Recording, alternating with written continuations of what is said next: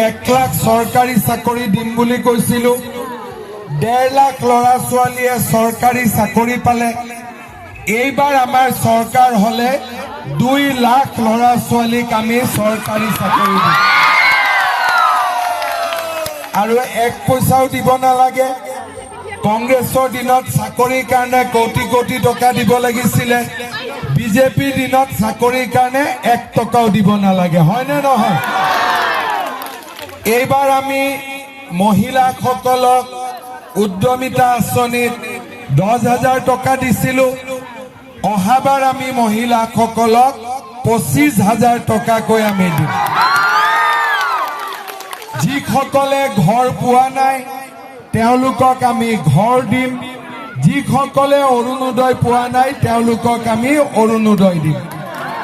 লগতে এইবাৰ আমি 100 টকাত দালি, চেনি আৰু নিমখ দিছোঁ। অহাবাৰ আপোনালোকক আমি মিঠাতেলৰ লগত যোগ কৰি দিম। আৰু তেখেতৰ আশীৰ্বাদ যাত্ৰা সৰ্বাংগীন সুন্দৰ আৰু সকলোৱে যাতে আশীৰ্বাদ প্ৰদান কৰে।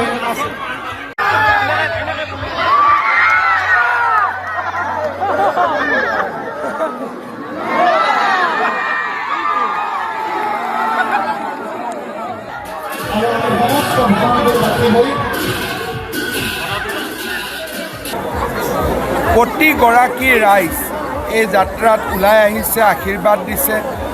ইয়ে প্ৰমাণ কৰিছে যে এইবাৰ ইতিহাস সৃষ্টি কৰি ভাৰতীয় জনতা পাৰ্টি বিজয়ী হ'ব, চৰকাৰ গঠন হ'ব। যোৱাবাৰ এই সমষ্টি আমাৰ হাতত নাছিলে।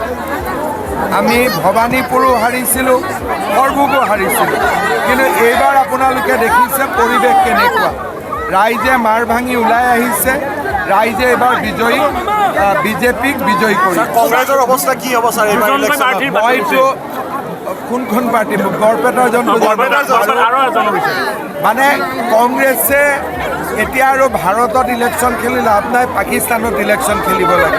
ভবানীপুৰত এখন ফ্লাইঅভাৰ লাগে ছাৰ, কৰি দিম দিয়ক। ভবানীপুৰৰ লগত মই সদায় আছোঁ। সৰুপেটাতটো বনালোঁ, ভবানীপুৰতো দিম। কি বেদখলো হৈ আছে সত্ৰৰ মাটি, এইটোতো ডাঙৰ কৰিম। এইবাৰ আমি 1.5 লাখ বিঘা খালী কৰিলোঁ, অহাবাৰ 5 লাখ বিঘা খালী। আপুনি কৰি আছে বেদখল মুক্ত কৰি আছে, তেওঁ কৈছে বেদখলৰ সপক্ষে তেওঁ ভাবিছে দুটামান ভোট পাব বুলি, পাই যদি পাওক আৰু। ভবানীপুৰ সত্ৰ আপোনাক গোপাল এটা বঁটা দিছে। তেখেতসকলে মোক আগতে বঁটা ল'বৰ কাৰণে মাতিছিলে, মই আহিব পৰা নাছিলোঁ। আজি মোক বঁটা প্ৰদান কৰিছে। মই ইলেকশ্যন শেষ কৰিয়ে সত্ৰত আহিম।